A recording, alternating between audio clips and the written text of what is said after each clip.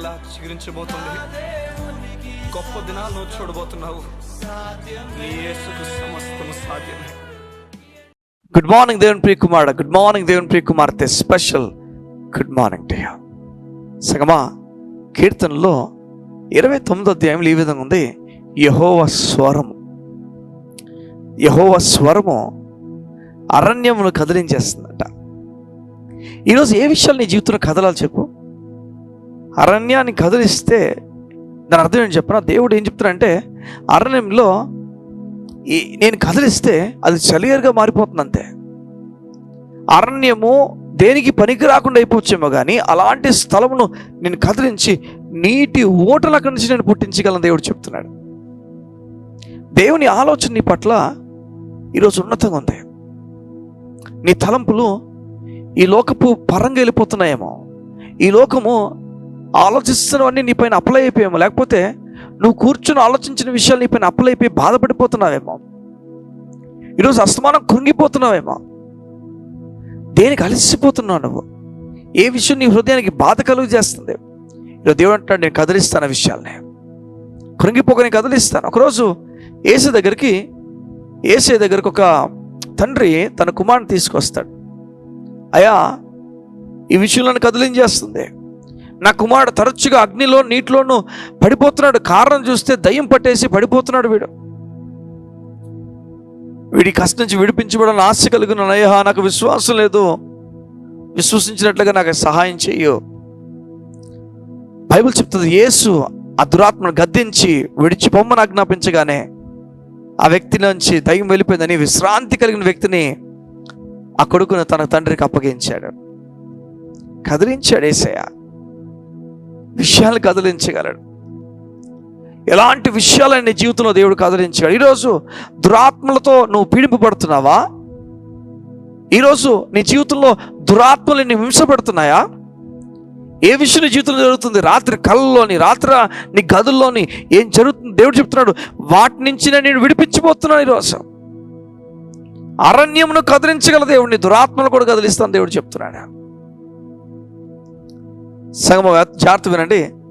ఒక గుడ్డివాడిని యేసయ్య తీసుకుని వస్తారు.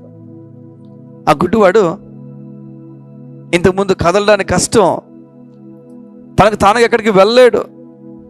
తను ఎవరో ఒకరిని ఏదో ఒకటి అడుక్కోవాలి, ఎలాగ ఇక్కడికి వెళ్ళాలి, ఎలా వెళ్ళాలి, నాకు కొంచెం సహాయం చేస్తావా, కొంచెం అక్కడ నడిపిస్తావా, ఇదిగో ఈ దారి గుండా నడిపిస్తావా, ఈ రోడ్ దాటిస్తావా, ఇవన్నీ కూడా తను అడుక్కొని పాపం బాధపడుతూ వెళ్ళాలి. జనాల మీద ఆధారపడిన వాడు ఒక్కసారిగానే యేసు వచ్చినప్పుడు తన కళ్ళు దేవుడు తెరిస్తే, సంగమా దేవుని లేఖనాలు చెప్తున్నాయి, కళ్ళు తెరవబడిన తర్వాత ఇక తన మార్గాన్ని తను వెళ్ళడం ప్రారంభించాడు. దేవుడు కదిలిస్తాడు పరిస్థితిని. ఈరోజు నీ పరిస్థితిని యేసే కదిలించడానికి ఇష్టపడుతున్నావు. విశ్వాసపు లోపమోసంలే. కొన్నిసార్లు నీ అవిశ్వాసపు ఆలోచనలు ఎంతగానో పెరిగిపోతే కారణము నీవు నిశ్శబ్దంగా ఉండిపోయావు. దేవుని వాక్యం తీసుకోలేకపోతున్నావు.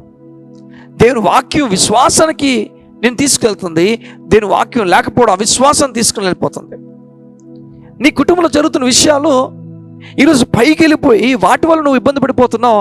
అవి నువ్వు జయించాలి. నీ ఉద్యోగ విషయం జయించాలి, నీ ఆర్థిక విషయం జయించాలి. ఈరోజు అవన్నీ అలాగనే ఉన్నప్పటికీ నీవు నిలకడగా నిలబడి చెప్పాలి, అయ్యా నువ్వు గొప్ప కార్యం జరిగించబోతున్నావు, నీ కార్యం నేను చూడబోతున్నా ధైర్యంతో మనం మాట్లాడాలి. ఈ ధైర్యము ఈరోజు పుట్టునుగాక. యెహోవా స్వరము ఎడారిని కదిలించేస్తుంది. నీ పరిస్థితిని దేవుడు కదిలించునుగాక. ఇజ్రాయేలు ఎర్ర సముద్రము ముందు వచ్చి నిలబడిపోయారు. దేవుడు కదిలించలేదా? వారికి మన్నా గురించి పైనుంచి కదిలించలేదా? దేవుడు గొప్ప కార్యాలు చేసేవాడు కనుక నీ కార్యమును దేవుడు సఫలపరచబోతున్నాడు.